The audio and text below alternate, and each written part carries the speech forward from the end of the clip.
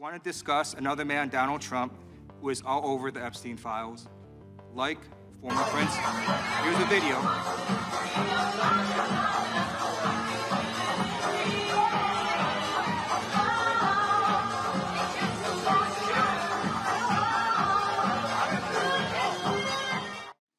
I'm going to show you two photos. Thank you.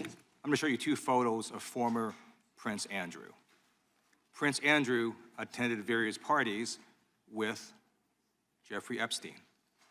Under the law Congress passed, you were allowed to redact photos to protect the victims of Epstein's sex trafficking operation. You redacted the photos of this victim's face because you were following the congressional law. Is that correct?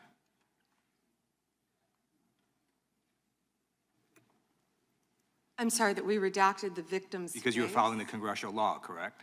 Yes. Okay. You have now established that please put the photos back up, that we are looking at a sex trafficking victim. Under the Federal Victims Trafficking Protection Act, not only is Jeffrey Epstein guilty, but anyone who patronizes Epstein's sex operation is also guilty of a crime.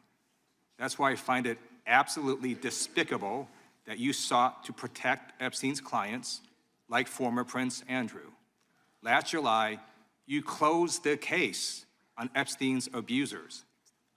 The July 2025 memo from your Department of Justice stated, quote, "We did not uncover evidence that could predicate an investigation against uncharged third parties."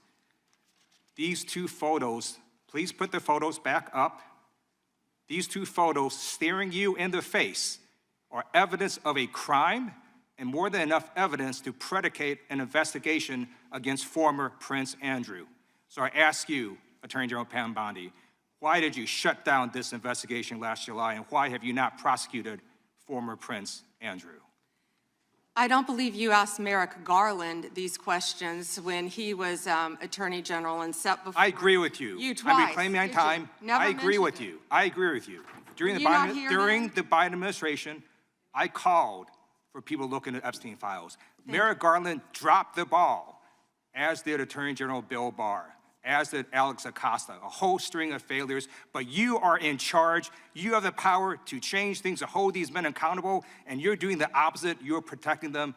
So I want to move on to another man. Can I answer Donald that, Trump. though? I want to move on to another question. Can I answer your question about protecting You Prince answered the Andrew? question. You're saying no. I love this. I want to discuss another man, Donald Trump, who is all over the Epstein files, like former Prince. Here's a video.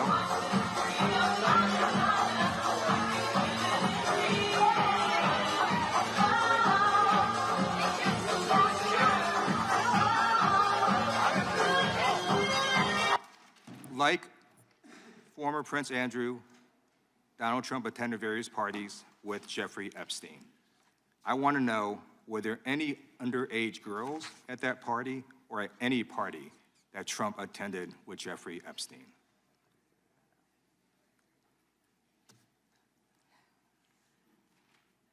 This is so ridiculous, and that they are trying to deflect from all the great things Donald Trump has done. There is no evidence that Donald Trump has committed a crime. Everyone knows that. This has been the most transparent presidency. He's the one that asked that those files I'm reclaiming my time. be I got your released. answer. You said there's no evidence. Trump asked Mr. Chairman, please I'd like stop to the clock. reclaim my Please time. stop the clock. The legislation. Time.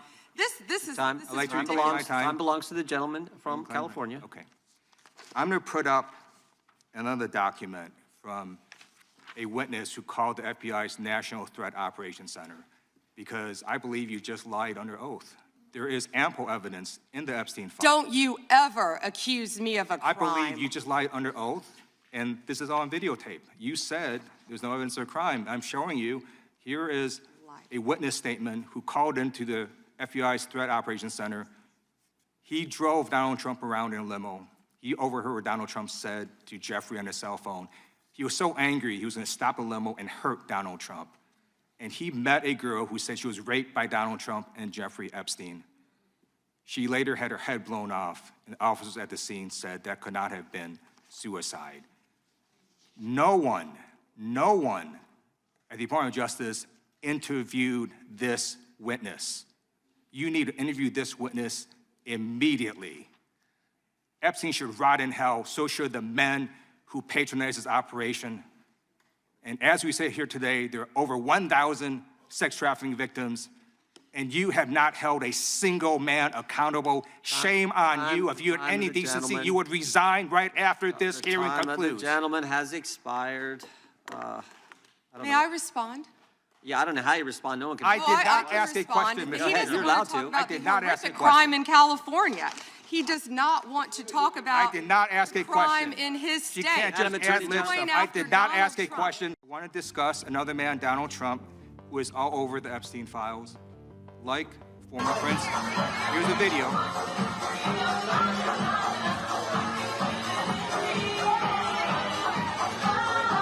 Good evening and welcome back to World Pulse News. A tense and dramatic moment unfolded on Capitol Hill during a congressional hearing that has quickly captured national attention.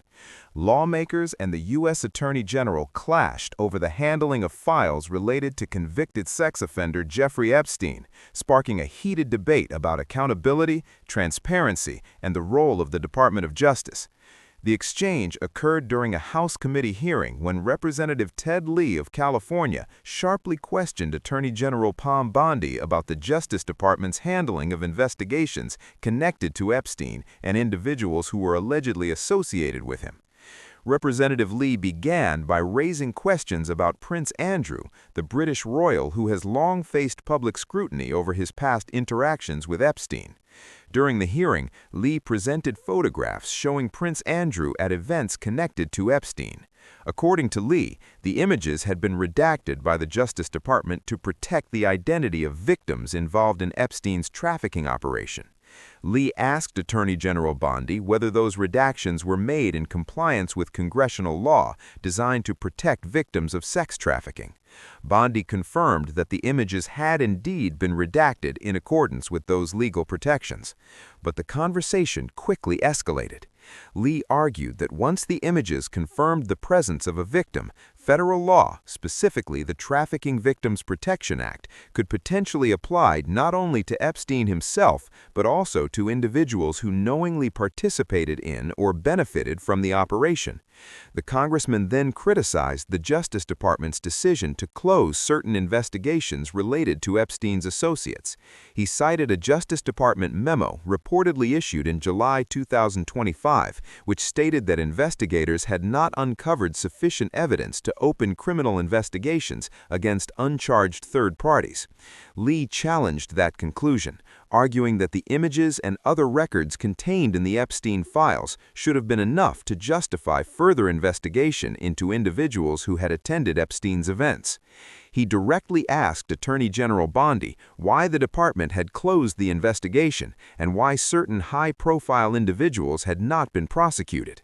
Bondi responded by suggesting that previous administrations had also faced similar questions about the Epstein case. She pointed out that former attorneys general had overseen earlier phases of the investigation and indicated that responsibility for decisions about the case spanned multiple administrations. Representative Lieu acknowledged that criticism had also been directed at earlier Justice Department leadership, including officials who served under both Democratic and Republican presidents. However, he emphasized that Bondi now holds the authority to determine whether new investigations should move forward. From there, the exchange took an even more dramatic turn. Lieu shifted his focus to former President Donald Trump, who, like many prominent figures, had past social interactions with Epstein decades ago. The congressman played a video clip during the hearing that referenced Trump attending events associated with Epstein in the past. Lieu then asked Attorney General Bondi whether there had ever been underage individuals present at any events attended by Trump alongside Epstein. Bondi strongly rejected the premise of the question, calling it ridiculous and stating that there is no evidence that Donald Trump committed a crime related to the Epstein case. She also accused critics of attempting to use the issue as a political distraction from what she described as achievements during Trump's presidency.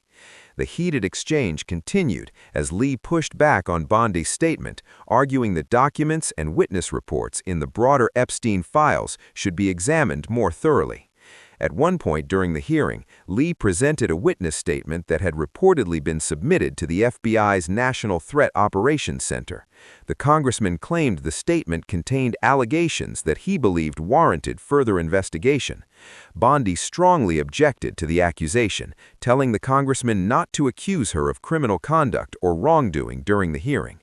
The confrontation quickly drew reactions from other members of the committee as the chairman attempted to maintain order while the debate intensified.